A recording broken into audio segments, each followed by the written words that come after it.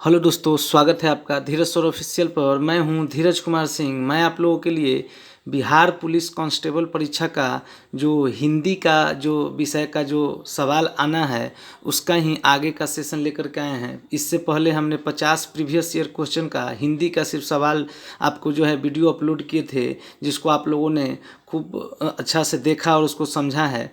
अगला जो है उसका सेशन जो है, उसका दूसरा सेशन जो है वो आज हम लेकर के आए हैं, जिसमें क्वेश्चन नंबर 1 है कि पढ़ना का क्रिया भेद है। पढ़ना का क्रिया भेद है आक्रामक क्रिया, सकर्मक क्रिया या द्विकर्मक क्रिया, या इनमें से कोई नहीं होगा। तो इसका आंसर जो हो जाएगा वो हो जाएगा आपको सकर्मक क्रिया। नेक्स्ट है आपका कि पयोधी समानार्थी शब्द है। पयोधी जो है किसका समानार्थी शब्द है? तो पयोधी जो है आपका दुग्ध का है, दूध का है, वारी का है या समुद्र का है। तो इसका आंसर जो हो जाएगा वो समुद्र का जो है इसका आंसर हो जाएगा।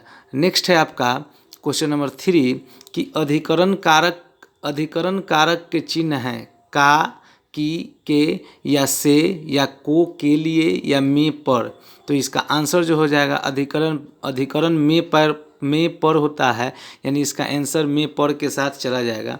नेक्स्ट सवाल है आपका क्वेश्चन नंबर 4 है। ये भी बहुत बहुत इम्पोर्टेंट सवाल है और इससे जुड़ा हुआ विलोम शब्द से जुड़ा हुआ सवाल हमेशा जो है आता है कि वृद्धि का विलोम शब्द है अतिवृद्धि, अवृद्धि, क्रम वृद्धि या क्षय।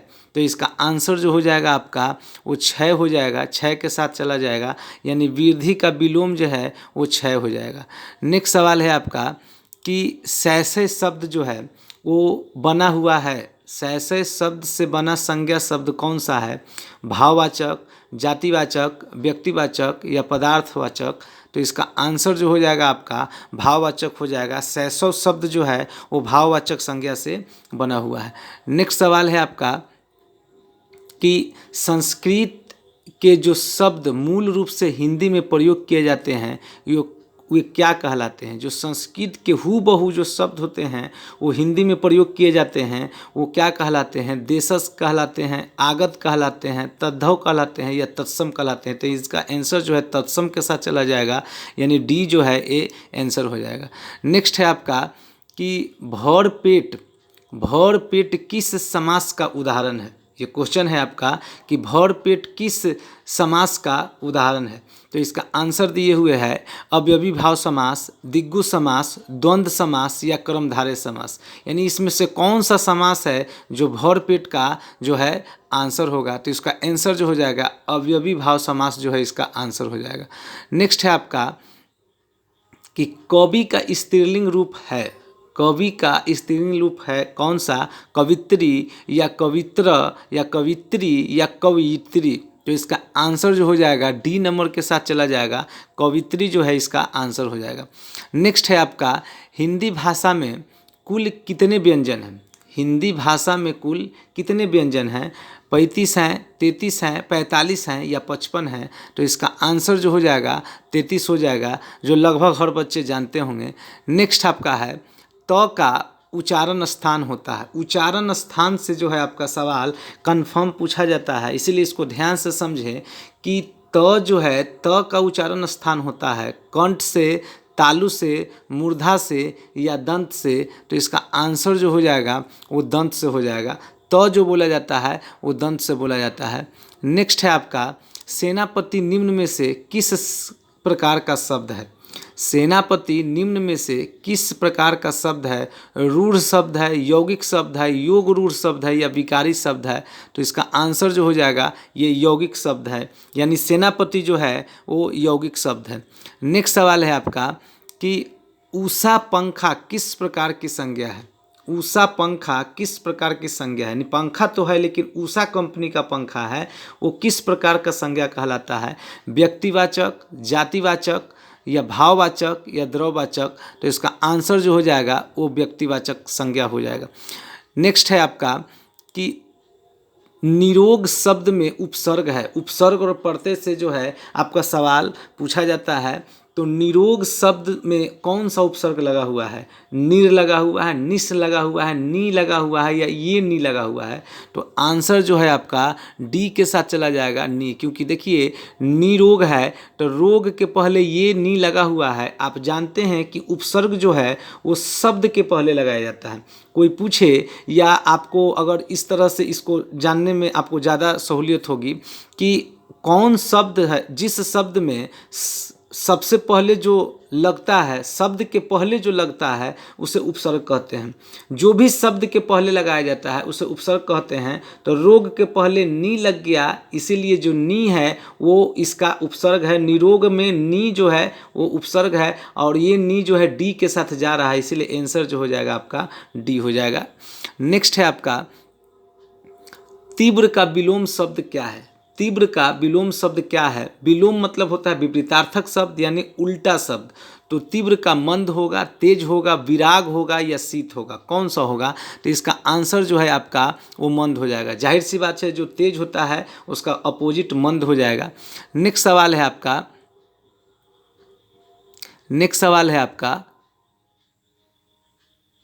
अमृत शब्द का पर्यायवाची शब्द नहीं है। कौन सा ये शब्द है जिसमें अमृत शब्द का पर्यायवाची शब्द नहीं है? सोम, सुधा, पीयूष या मीठा? तो इसका आंसर मीठा के साथ चला जाएगा, यानी डी जो है इसका आंसर हो जाएगा।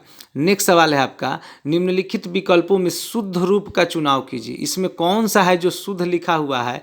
तो ये दर्पण बिल्कुल गलत लिखा हुआ है। ये दर्पण भी, ये भी गलत है। दर्पण इस तरह से नहीं लिखा था। डी नंबर जो है ये सही लिखा हुआ है। दर्पण, दर्पण का मतलब आईना होता है, तो ये दर्पण आपका सही है, डी नंबर ऑप्शन।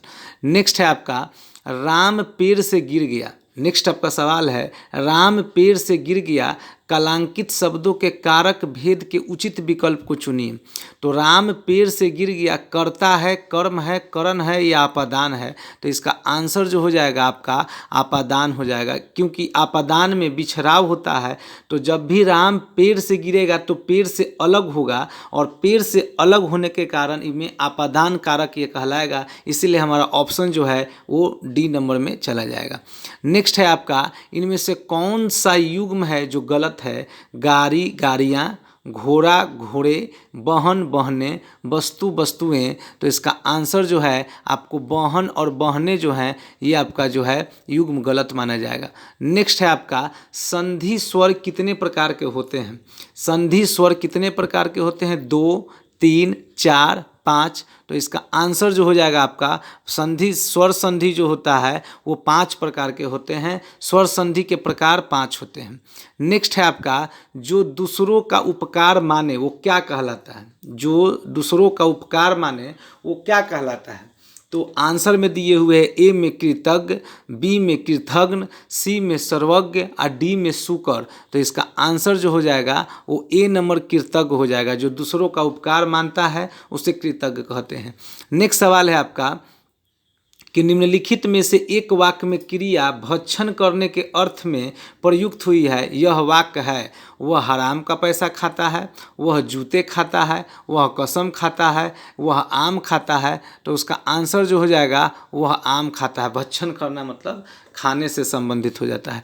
नेक्स्ट है आपका 22 नंबर तू डाल डाल मैं पात पात, मुहावरा का क्या अर्थ होगा? तू डाल डाल मैं पात पात, खतरा उठाना, आगे आगे दौड़ना, पेड़ पर चढ़कर खेलना या चालाकी का जवाब चालाकी से देना। इसका आंसर जो हो जाएगा चालाकी का जवाब चालाकी से देना। यानी तू डाल डाल में पात पात का अर्थ होता है चालाकी का जवाब चालाकी से देना। नेक्स्ट है आपका नेक्स्ट सवाल है आपका अपना उल्लू सीधा करना, मुहावरे का सही अर्थ क्या होगा? दूसरे व्यक्ति को मूर्ख बनाना, अपनी बात मनवाना, अपना काम निकलवाना, किसी को धोखा देना। तो इसका आंसर जो हो जाएगा अपना काम निकलवाना, यानी अपना उल्लू सीधे करना, यानी अपना उल्लू सीधा करना। मुहावरे का सही अर्थ जो हो जाएगा वो हो जाएगा अपना काम निकलवाना, यानी कि आपका ऑप्शन जो है वो सी नंबर के साथ चला जाएगा। नेक्स्ट है आपका संस्कृत के आकारांत शब्द होते हैं स्त्रीलिंग पुल्लिंग या स्त्रीलिंग पुल्लिंग दोनों, यानी ए बी दोनों या इनमें से कोई नहीं। तो इसका आंसर जो हो जाएगा स्त्रीलिंग हो जाएगा। यानी संस्कृत के आकारांत शब्द जो होते हैं वो स्त्रीलिंग होते हैं, यानी ए के साथ ऑप्शन में चला जाएगा। नेक्स्ट है आपका, नेक्स्ट सवाल है आपका, ऐ रमेश यहाँ आओ, इस वाक्य में कौन सा कारक है? ऐ रमेश यहाँ आओ, इस वाक्य में कौन सा कारक है? अधिकरण है, कर्ता है, संबोधन है या करण है? तो इसका आंसर जो हो जाएगा संबोधन हो जाएगा। नेक्स्ट है आपका, चिड़िया का बहुवचन क्या होगा? तो बस इसमें चंद्रबिंदु लगा देंगे, यानी कि ए नंबर जो है वो ऑप्शन हो जाएगा आपका, चिड़िया जो है ये इसका बहुवचन हो जाएगा। नेक्स्ट है आपका सवाल कि दही शब्द है, पुल्लिंग है, नपुंसक लिंग है, स्त्रीलिंग है, इनमें से कोई नहीं है। तो दही शब्द जो है वो पुल्लिंग है। दही फट गया या दही खट्टा है, ये जो है पुल्लिंग माना जाता है, दही को पुल्लिंग माना जाता है। नेक्स्ट सवाल है आपका, नेक्स्ट सवाल है कि गीता हाथ से मारती है, इस वाक्य में कौन सा कारक है? कर्ता, अपादान, अधिकरण या करण? तो इसका आंसर जो हो जाएगा करण, यानी ये हेल्प लेता है, हाथ के हेल्प से वो मारता है, इसलिए करण, जब भी करण से में, करण से का अर्थ ही होता है हेल्प के माध्यम से कोई काम करना।